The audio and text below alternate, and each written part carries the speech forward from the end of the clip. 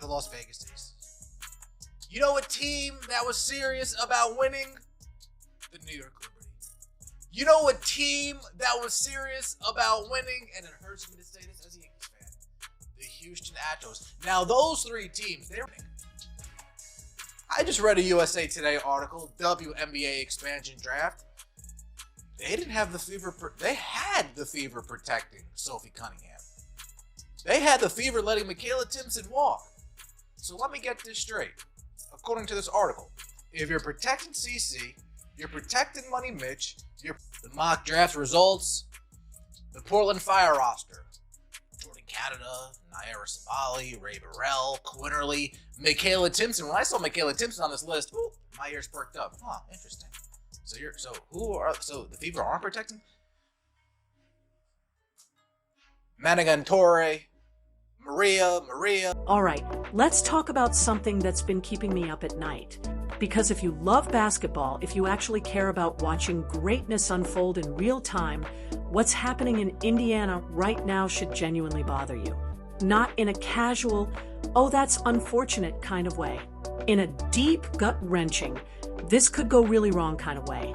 The Indiana Fever hit the jackpot.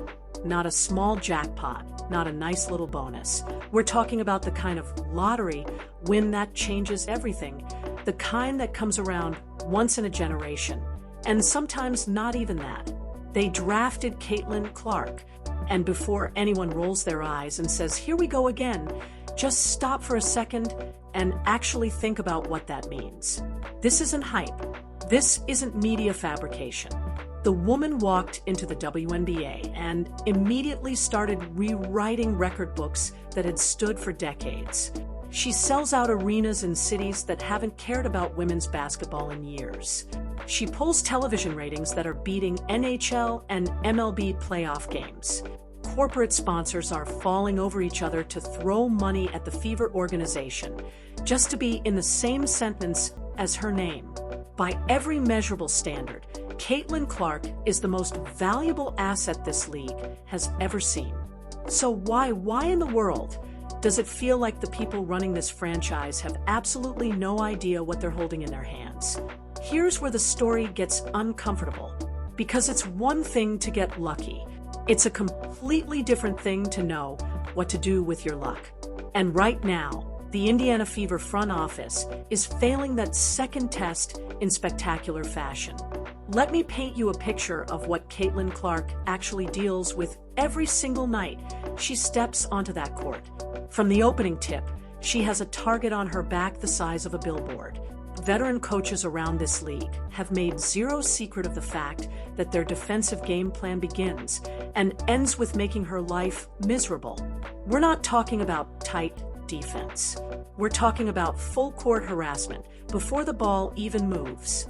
We're talking about jersey grabs coming off screens, arms being held, defenders stepping directly into her landing zone when she pulls up from 30 feet. And then there are the moments that cross a line entirely, the hard fouls that never get called, the cheap shots away from the ball, the kind of physicality that sends a very deliberate message.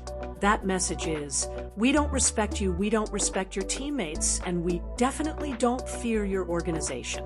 That last part is the real problem. And to understand why it matters so deeply, you have to go back in time.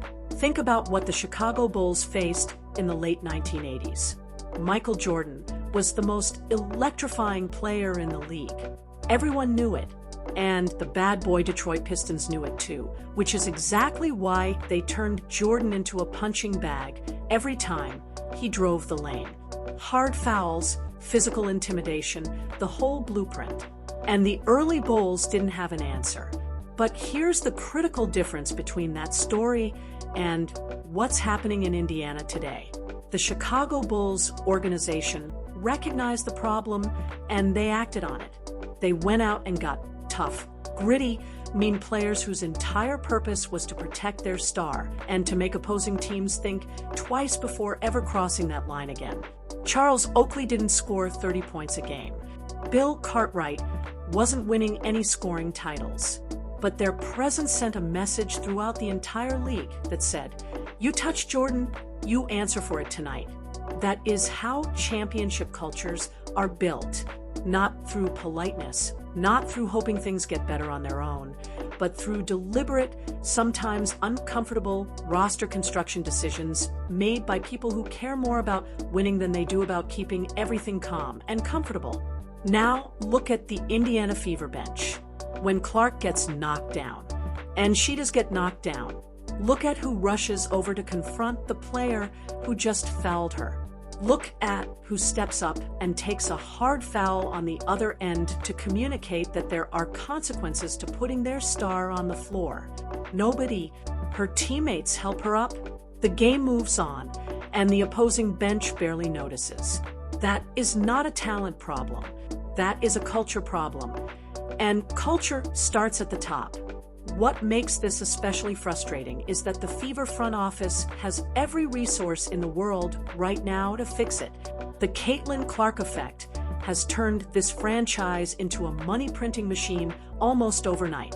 A team that used to struggle to fill the lower bowl of Gainbridge Fieldhouse now sells out every single night.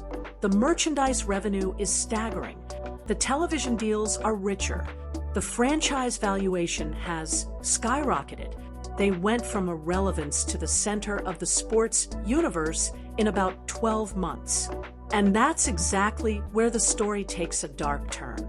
Because all that money, all that newfound financial success seems to have created a very dangerous kind of comfort inside that front office. Think about it from the perspective of someone who's been running a struggling franchise for years and suddenly finds themselves swimming in cash. The easy thing, the tempting thing, is to just enjoy it. Don't make any waves. Don't risk upsetting the chemistry. Don't make the hard trades that might anger the fan base or cost extra in salary. Because at the end of the day, the arena is packed regardless. The merchandise keeps selling. The ratings keep climbing. And it's all happening without you having to do anything particularly difficult. That is the trap. And the Indiana Fever are sitting directly inside it right now. They are treating Caitlin Clark like a spectacle rather than a cornerstone. There's a massive difference between those two things. A spectacle is something you monetize. A cornerstone is something you build around. One requires a marketing strategy. The other requires a genuine competitive vision. The kind of vision that involves making unpopular decisions, trading away fan favorites, and going out to find the right pieces even when those pieces aren't glamorous. Think about Wayne Gretzky in the NHL. The greatest player the sport ever produced didn't just have skill around him. He had Marty McSorley, a player whose entire existence on the ice was to protect Gretzky, and to make every opposing player know that there was a real physical cost to messing with number 99. Think about Steph Curry in his early years getting physically bullied by bigger guards until Golden State went out and built an identity around Draymond Green, a player who combined defensive aggression, emotional intensity, and an absolute refusal to let his teammates get pushed around. The Fever need that kind of player desperately. Not a scorer, not another piece of the offensive puzzle, but someone with genuine toughness and an unhinged competitive edge who changes the psychological dynamic of every single game they play in.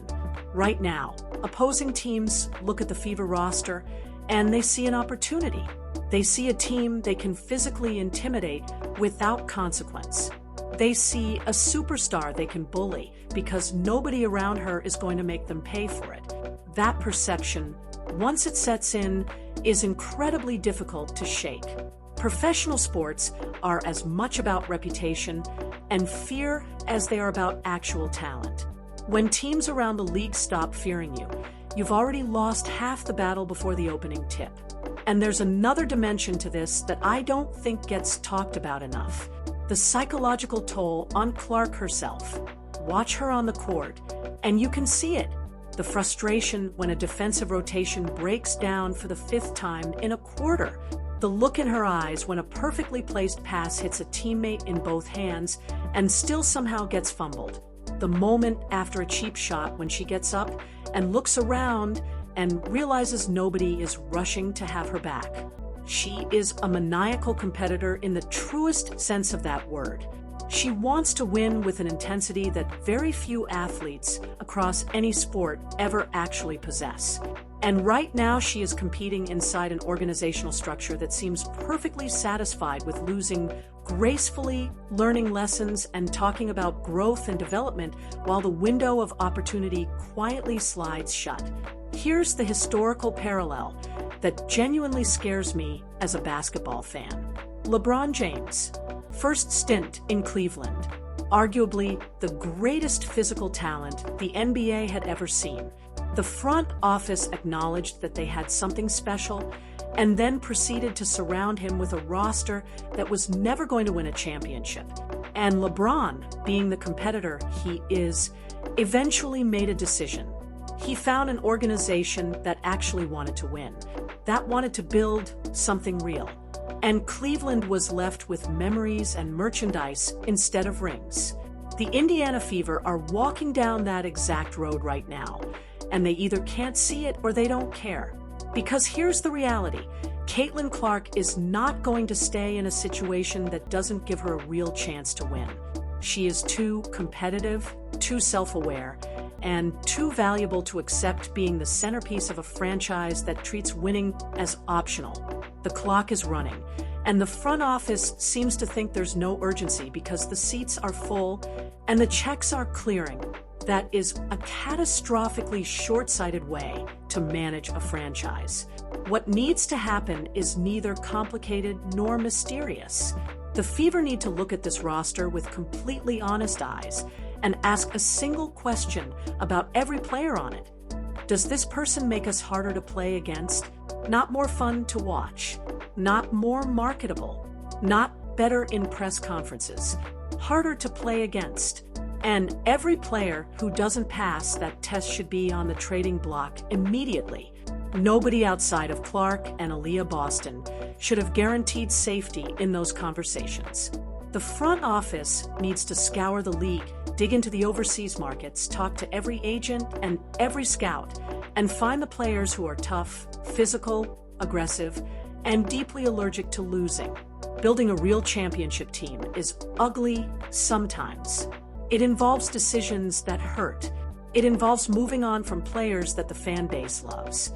It involves spending money and taking risks and making bets on players that might not work out.